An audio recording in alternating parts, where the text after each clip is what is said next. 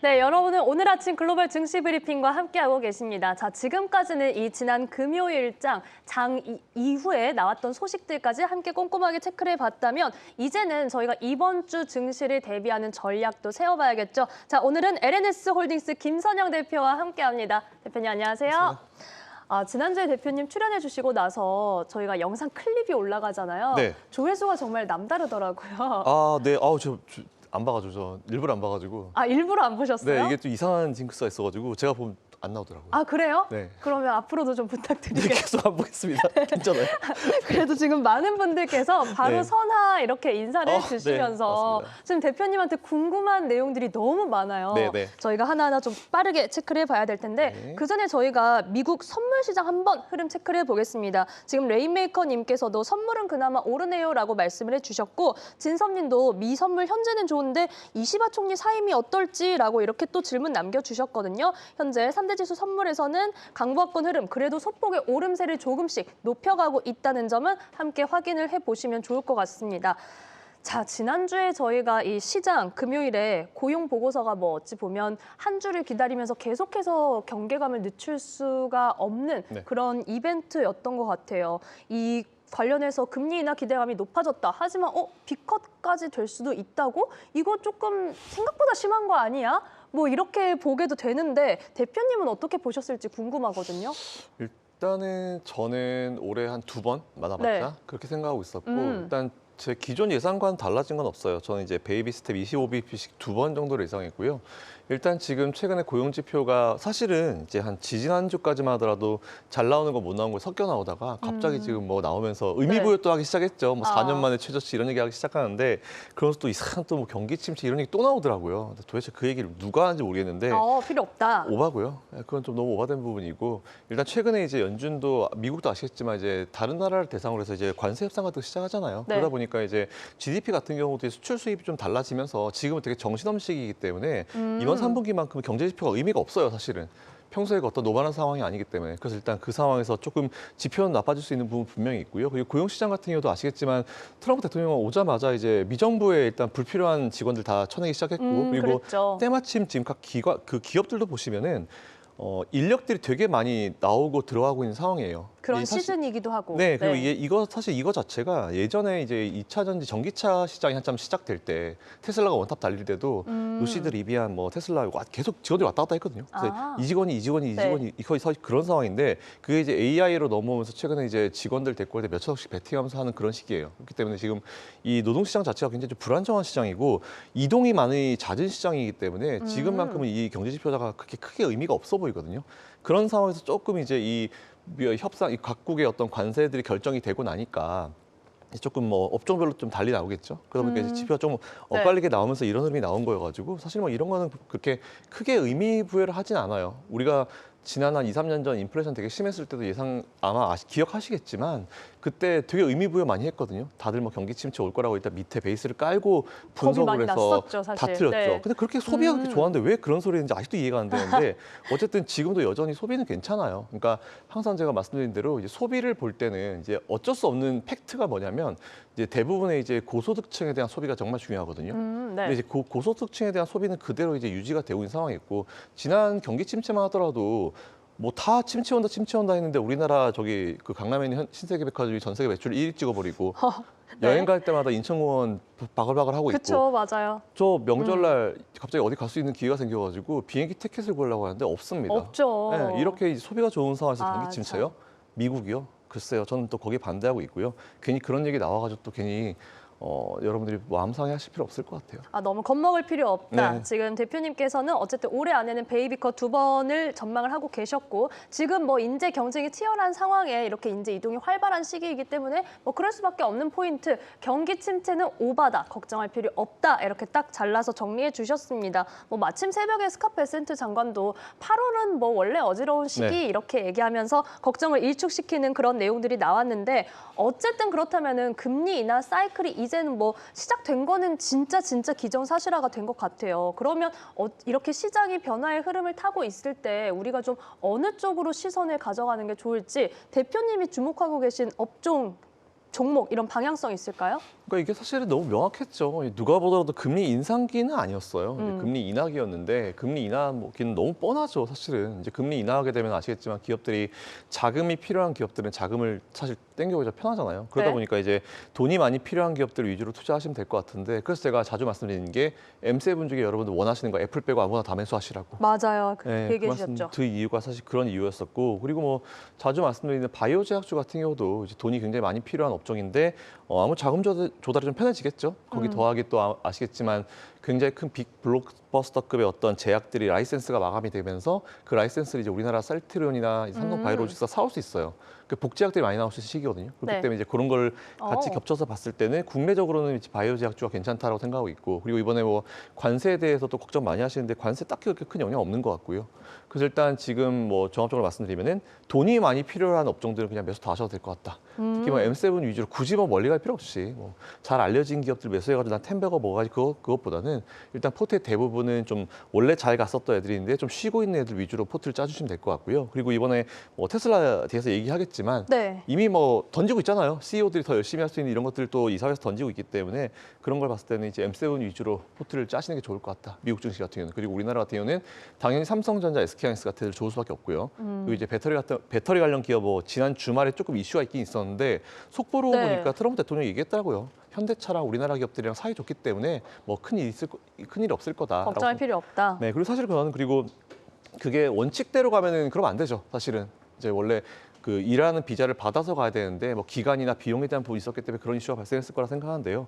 아무리 이제 관례적으로 그렇게 해왔다 하더라도 잘못된 건 잘못된 거니까. 근데 사실 저는 이거는 이 이슈는 우리나라를 위해서 이제 하는 것보다는 중국 보고 보라고 하는 것 같아요. 우리는 최체 우방 국가인 한국한테도 이렇게 할 수 있는데 결국 지금 이 무역 협상을 시작한 것 자체가 다른 나라들한테 다 했지만 결국은 이제 중국 때리기 위한 거거든요. 그래서 저는 약간은 보여주기다. 네, 저는 그렇게 생각합니다. 그러면 우리나라 입장에선 너무 걱정할 필요가 없다. 역시나 또 주말 사이에 여러분들이 혹시나 품으셨을 걱정에 대해서 좀 정리를 해주셨는데 자, 지금 금리 인하 관련해서는 M7에서 애플 빼고 다 이 네. 코멘트는 지난주부터 강조를 해주고 계시고 우리 시장에서는 삼성전자와 하이닉스 그리고 제약바이오 섹터 주목해 보겠습니다. 지난주 방송에 나와주셨을 때 엔비디아를 오타니 쇼헤이에 비유를 해주셔서 정말 많은 분들이 거기에 또 반응을 해주셨습니다.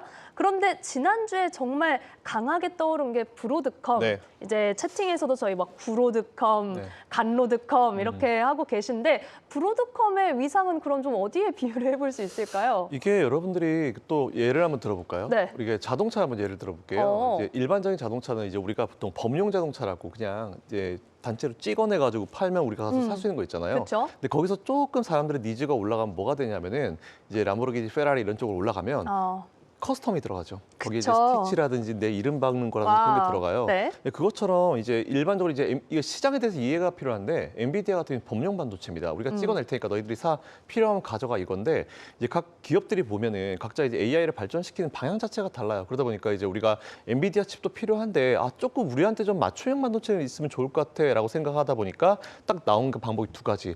우리 자체적으로 한번 우리한테 맞는 거 한번 개발 한번 해볼까? 이렇게 하는 거죠. 예를 네. 들어서 이제 엔비디아 걸 가져오게 되면 장점이 뭐냐면 일반적으로 범용이 쓰일 수 있어요. 근데 이제 이게 우리 시스템과 맞지 않으면 발열 문제라든지 이런 것들이 발생합니다. 그래서 일단은 우리가 이제 우리 걸 한번 자체적으로 맞는 걸 만들어 보자라고 했는데 네. 그게 뭐 돈 적당히 붓고 뭐 1, 20년 한다고 되는 문제는 아니에요. 1, 2년 한다고 되는 문제는 아니기 때문에 시간이 오래 걸리거든요. 그러다 보니까 그럼 우리한테 좀 맞는 반도체를 만들어주는 업체가 없나 하다 보니까 브로드컴이 뜨게 된 거예요. 그 얘기는 이제 그런 업체들이 이제 엔비디아의 어떤 이 시장을 좀 가져갈 수는 있지만 우리가 지금 자동차 보면은 페라리 같은 게 많이 팔립니까? 아니면은 일반 범용차가 많이 팔립니까? 기본적으로 범용이 많이 팔려요. 그러니까 찍어내서 이제 쉽게 살 수 있는 차가 많이 팔리는 거고, 그 예를 들어서 내가 나한테 맞춤형을 필요해 그러면은 사실 그만큼 코스트가 더 올라가거든요. 네. 그렇기 때문에 그건 이제 기업들이 선택해야 되는 거예요. 코스트가 올라간다 하더라도 이제 난 좀 우리한테 맞는 반도체를 사겠다 하든지, 아니면 범용을 그냥 맞춰가지고 하겠다 하든지, 아니면 우리 자체적인 걸 개발하겠다 하든지, 일단 다 비용이 들어가는 부분이기 때문에 일단 그 부분 잘 체크하실 필요가 있을 것 같고, 이거 가지고 뭐 엔비디아가 어려울 것 같다? 그건 아닌 것 같아요. 커스텀 자동차가 뭐 많이 파는데 해가지고 그건 또 그들의 고객층이 따로 있는 거고요. 범용을 또 이용하는 고객층들이 따로 있는 거기 때문에 브로드컴이 뭐 엔비디아를 대체하는 건 있을 수가 없어요. 왜냐하면은 엔비디아도 커스텀을 해요. 합니다. 엔비디아 자체도 이제 딱 맞춰가지고 맞춤형 반도체를 만들어낼 수 있기 때문에 만약 엔비디아가 그걸 못하는 걸 브로드컴이 했다라고 하면 이제 브로드컴은 튀겠죠. 근데 엔비디아도 할 수 있기 때문에 굳이 그래서 일단 브로드컴은 그냥 같이 매수하시는 되게 좋은 기업이다라고 보시면 되지 뭐 대체는 제가 봤을 때 못합니다. 라인업에 함께 올리면 좋지 네. 대체하는 그런 사이는 아니다. 아닙니다. 라는 점 확실히 구별해 주셨고 SJ 리님께서 사실 대표님 오시기 전부터 네. 브로드컴과 테슬라시가 궁금해요라고 기대를 하고 계셨는데 여기에 지금 브컴의 커스텀의 비유 캬 하시면서 엔비디아 믿고 홀딩이라고 의견 주셨습니다. 그러면요 대표님 사실 뭐 시장에서 저희가 뭐 기사를 볼 때도 시장에서의 해석이 네. 이유를 갖다 붙이기 나름인가 이런 그쵸. 생각이 들 때가 있어요. 맞아요. 어쨌든 엔비디아의 어떤 하락세에 대해서 뭐 브로드컴이 이러이러하다 보니까 네. 상대적으로 좀 빠졌다 이런 분석들도 있기는 한데 네. 그게 아니라면 네. 지금 어쨌든 그냥 건강한 조정인가요? 자리를 찾아가는 중인 걸까요? 사야죠. 저는 그렇게 봅니다. 그리고 지금 다 아시겠지만 엔비디아가 호퍼 버리고 있어요. 이제 호퍼 모델이고 블랙웰이 있고 그리고 루빈까지 있잖아요. 네. 그러니까 루빈을 발표한 시점에서 당연히 이제 그 레거시로 들어가 있는 이 호퍼에 대해서 관심을 크게 가지진 않겠죠. 관심을 최대한 줄이고 이제 이걸 블랙웰로 넘겨야 되는 게 사실 지금 엔비디아가 해야 될 건데 그쵸. 그러다 보니까 이거 중국이 화난 거예요. 우리한테 블랙웰 파는 것도 아니고 호퍼를 우리가 무슨 뭐 분리수거통이냐 이렇게 해서 중국이 화난 거거든요. 그래서 사실 이제 그게 사실 지금 현재 돌아가는 시장이기 때문에 네. 제가 봤을 때는 굳이 이거 가지고 이제 과도기적 구간이에요. 제품이 군이 바뀌는 과도기적 구간이기 때문에 이거를 뭐 다른 게 대체한다? 불가능합니다, 지금은. 네, 뭐 대체할 수 있는 그런 관계는 아니다라는 점 확실하게 좀 정리를 해주셨으니까 지금의 뭐 하락세에 대해서 너무 걱정하실 필요 없다. 오히려 저희는 M7에 대해서는 긍정적인 시각, 애플 빼고요. 얘기해 주셨으니까 찬스로 삼을 수 있을 것 같습니다. 자, 여기에 또 많은 분들이 궁금해하시는 테슬라. 조금 이제는 투자자들의 신뢰를 계속해서 회복해가는 단계에 있지 않나 싶은데 대표님께서는 테슬라에 대한 긍정적인 시각 뭐 지난주에도 계속해서 강조해 주셨었잖아요. 네. 지금 갈수록 더 좋아지는 거죠? 그렇죠. 이제 사실 이사회가 이 정도면 일론 머스크한테 할 거 다 해준 것 같아요. 왜냐하면 이제 또 패키지를 제시했죠. 8배 시가총액 올리면 이제 1,400조인가요? 진짜 뭐 조만장자 되는 건지 네, 싶더라고요. 사실 근데 그게 예전에 패키지가 있었잖아요. 지금 받지 못하고 있는 그 패키지. 그때도 이제 한번 해봐라라고 던졌는데 그 이사회는 이거는 못할 거다라고 했는데 정말 빠른 시기에 그 달성을 해버렸거든요. 네. 근데 그때 문제가 뭐였냐면은 이제 주주 한 명이 한주가 가지고 있는 주주가 못 주겠는데라고 딱 반기를 들어버리니까 이게 지급이 안 됐잖아요. 그래서 이번에 최근에 테슬라가 하고 있는 게 특정 주식 이하로 가지고 있는 사람 소송 못 걸기 이런 거 지금 하고 있는 것처럼 제가 봤을 때 이제 일론 머스크가 이제 일할 수 있는 뭔가 이제 인센티브를 이사회에서 만들어주고 있는 것 같아요. 테슬라 자꾸 떠난다 그런 얘기 나오니까. 네. 근데 뭐 그런 거는 이제 발생할 거다라고 생각하지 않고요. 테슬라 제일 중요한 포인트가 뭐냐면 사실 지금 굉장히 많은 중국 전기차들이 이제 언론 플레이를 되게 많이 했죠. 제가 한 2년 전쯤에 이제 비아디 얘기하면서 비아디는 중국에서 보조금 없으면 거기는 당장 망할 수 있는 회사이기 때문에 주의하시라는 말씀을 되게 많이 드렸어요. 근데 요즘에 그때는 제가 엄청 비판을 받았었는데 요즘 얘기 나오는 게 비아디 이제 판매하는 이제 판매처들 사라지고 있고 그리고 이제 문제가 발생한다는 얘기 되게 많이 나오고 있잖아요. 근데 결국 이 치킨 게임이 끝났다라고 말씀을 드렸고 거기에 승자가 결국 테슬라가 됐다.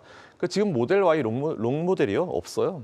다 없습니다. 팔렸다면서요? 네, 다 팔리고 네. 있어요. 심지어 중국에서도 그러고 있고, 뭐 유럽에서도 뭐 당장 뭐 비아디 같이 얘기하지만 유럽도 여전히 테슬라고요. 그리고 이제 이게 인도량 자체가 봤을 때 인도량만 많으면 뭐합니까? 100대 뽑으면 98대 자기들이 쓰는데 중국의 인도라는데 근데 테슬라는 전 세계를 상대로 인도라잖아요. 그러니까 이 언론 플레이에 당할 필요가 없을 것 같아요. 최근에 기사 나온 게 어떤 게 있었냐면은 뭐 유럽에서 뭐 테슬라는 40% 급감하고 중국은 몇 배가 증가했다 그러는데 그 두 개 인도 차이가 겨우 3,000대밖에 차이 안 나요. 근데 이게 그냥 숫자로 보고 네. 퍼센티지로 보면 엄청난 차이가 나 보이는데 그런 팩트를 좀 지켜볼 필요가 있을 것 같고 이제 드디어 뭔가 일론 머스크도 정치 불필요한 정치 활동을 멈추고 그쵸? 돌아와서 하는 네. 분이기 때문에 그리고 최근에 또 트럼프 대통령이 일론 머스크한테 손 내밀었잖아요. 아 좋은 사람이라고. 그렇기 때문에 좀 관계 개선도 있어가지고 제가 봤을 땐 테슬라는 이제 계속 관심을 가질 필요가 있을 것 같다라고 생각했습니다. 두 사람의 관계가 참 뭐 네. 올 상반기에 하나의 관전 포인트였는데 약간 환승연애처럼 다시 좀 화해하는 그런 기류도 보이고 있고 이제는 본업에 집중하고 있는 일론 머스크와 관련해서 테슬라도 기대감 계속해서 가져갈 수 있는 구간입니다. 자, 여기에 국내 증시 잠깐 체크를 해보시면은 지금 오늘 우리 시장은 상승폭이 어쨌든 개장 직후에 비교해서는 조금은 둔화되는 반면 일본 증시는 오히려 상승 상승률을 키워가고 있습니다. 현재 1%대 상승불을 켜면서 43,568선을 기록하고 있고 삼성전자, SK하이닉스 현재 삼성전자가 1%대 오름세, SK하이닉스는 계속해서 27만 5,500원 선에서 움직이고 있습니다. 앞서 저희 채팅에서 네. 우리나라 반도체 투톱 사고 싶은데 미장에 올인해서 시드가 없어요. 이렇게 얘기하시는 분도 계시거든요. 이런 건 좀 어떻게 보세요?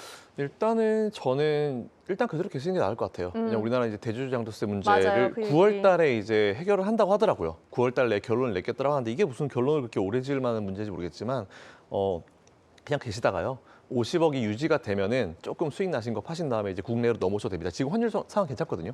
원화로 바꾸기 괜찮으니까 일단 계시다가 뭐 굳이 밑에서부터 계실 필요 없어요. 위험을 감수하실 필요 없을 것 같고 지금은 미국 밸런스 맞추고 계시고 수익이 나신 거 있으시면 50억 확정된 거 보시고 나서 무릎쯤에서 매수하셔도 문제 없으니까 일단 지금은 미국에 계시는 게 맞다라고 생각합니다. 네, 이렇게 국장과 미장을 비교해서의 전략도 말씀해 주셨는데 우리나라는 결국은 이 대주주 양도세와 관련된 숙제를 풀어야 한다. 이 부분 계속해서 강조해주고 계시니까 여러분들도 투자 시에 한번 참고를 해보시기 바랍니다.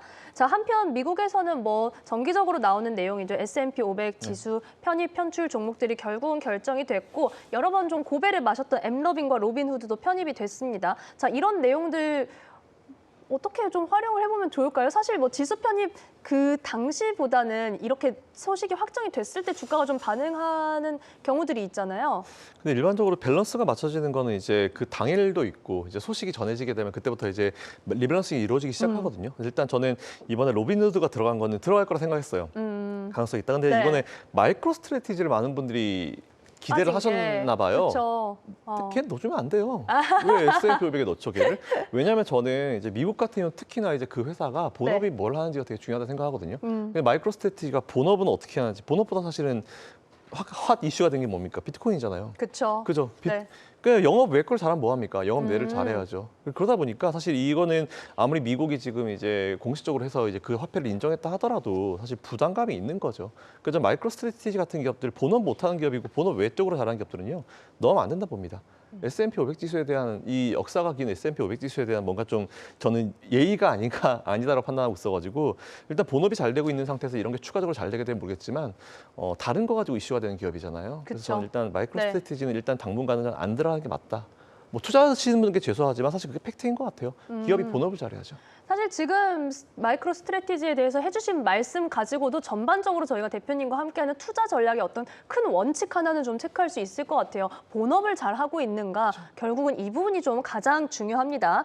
자, 저희는 이제 미국에서 국내로 조금 눈을 돌려서 이제 이번 주 시장 전략도 좀 짜봐야 될 텐데 어쨌든 이번 주도 아마 지난주와 비슷하게 좀 조심스러운 흐름 짙어지지 않을까 하는 생각이 들거든요. 대표님은 좀 어떠세요? 지난주 방송 나왔을 때부터 계속 똑같이 느끼는 거는 이제 힘이 없어요. 장 시장 자체가 계속 힘이 없고요. 뭐 이걸 겨우겨우 이제 장 막판까지 버티냐 못 버티냐 그런 문제인 것 같은데 다 오늘 보니까 뭐 삼성전자, SK하이닉스는 괜찮은데 살짝 미국 이슈가 있는 기업들 좀 쉬긴 쉬는데 올라오긴 올라올 겁니다. 그 종목들 오히려 밀렸을 때 좀 매수를 하시는 게 좋은 것 같고요.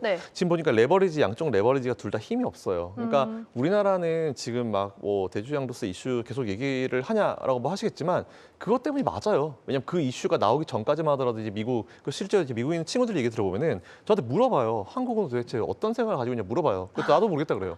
그래요? 왜냐면 저는 이제 상법 개정안 1, 2, 3차 같은 경우는 저는 응원했거든요. 해야 돼요. 그건 아프지만 해야 되는 건데 그거는 별개로 이제 노란폭투법까지도 오케이. 난 중립기업. 이제 기업들을 위한 정책이 나오겠지라고 이제 기다렸는데 대주주 양도세, 거래세 인상 이거는 진짜 하면 안 돼요. 이건 나중에 우리나라 코스피 진짜 4천, 5천 만들고 나서 5년, 10년 후에 그때 해도 되는 거지. 그러니까 이게 문제가 뭐냐면은 각국이 뭔가 좋은 정책들이 다 하나씩 있잖아요. 그거를 그냥 그거만 갖고 와요. 그 나라의 상황이나 이런 건 전혀 고려하지 않고 미국에 이거 좋은 것 같아요. 양도세 좋은 것 같아요. 거기는 장기 투자에서 이제 수익이 난다라는 전제가 있으니까 이제 그거에 대해서 양도세를 내는 거잖아요. 방식 자체가 회사한테 주식을 가져와가지고 내가 양수하고 양도한 느낌이잖아요. 근데 우리나라는 뭐예요? 아니잖아요. 그래서 저는 이게 진짜 잘못됐다 보고 있고 외국인들이 제일 걱정하는 우리나라의 문제가 뭐냐면은 경제 정책에 일관성이 없다는 거예요. 갑자기 탁 옆으로 튀어버리니까 기다리는 거죠. 그 전까지만 하더라도 올해 초에 우리나라 증시 얼마나 좋았어요. 정말 좋았죠. 상법 개정안 1차 통과될 때마다 얼마나 좋았어요. 그랬죠. 2차, 3차 그 내용들 기업들한테는 되게 싫고 뭐 그거 가지고 기업들이 상장 폐지한다고 하잖아요. 그거 가지고 상폐하는 기업들은요. 상폐하라고 하세요.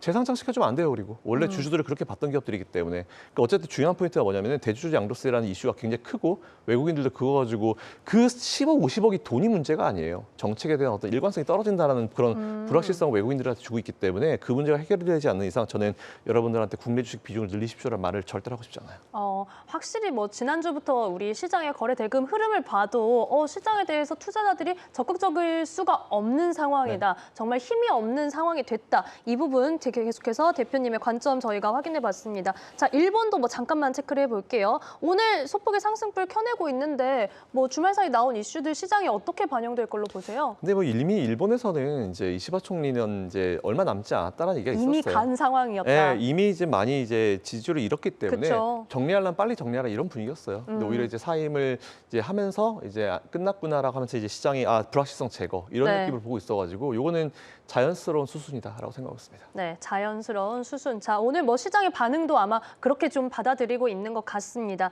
자, 그러면 이제 뭐 마지막으로 오늘 이번 주는 뭐 여러 가지 물가지표 대기하고 있는 상황인데 오늘 밤에 미증시 대응 전략 부탁드릴게요. 일단은 미증시 같은 경우는 그냥 하시던 대로 하면 될 것 같아요. 뭐 별로 달라지는 건 없는 것 같고요. 일단 우리나라 증시 같은 경우는 오늘 밀리는 2차 전지 이런 기업들 있죠. 네. 현대차, LG엔솔 이거 밀렸을 때 매수하시면 좋을 것 같다라고 짧게 말씀드리고 미국 같은 경우는 똑같습니다. 그냥 명확해요. 지금은 M7 중에 애플 빼고 다 매수를 가능 정도로 생각하시면 될 것 같고요. 너무 이슈몰이해서 매수하시는 것보다 일단 포트폴리오를 기본적으로 이제 중장기적으로 잘 꾸려놓으시고 매수하시는 게 좋을 것 같고 아까도 우리가 테슬라 얘기도 했고 엔비디아 얘기했지만 사실 지금 나오는 이슈 중에 이 두 기업의 문제가 될 만한 이슈는 정말 요만큼도 없기 때문에 오히려 이런 걸 이용해서 더 매수를 하시거나 투자를 늘리시는 그런 방법이 좋을 것 같고 뭐 저희가 브로드컴은 앞에 설명드렸으니까 네. 카테고리가 다르지 뭐 브로드컴이 엔비디아의 고객을 뺏어간다? 엔비디아가 사실 이거를 커스텀을 못하는 게 아니기 때문에 이거는 그냥 서로 나눠먹게 하는 거죠. 근데 엔비디아의 시장 점유율이 말도 안 되는 점유율이기 때문에 그거를 단기간 내에 뺏어간다는 불가능합니다.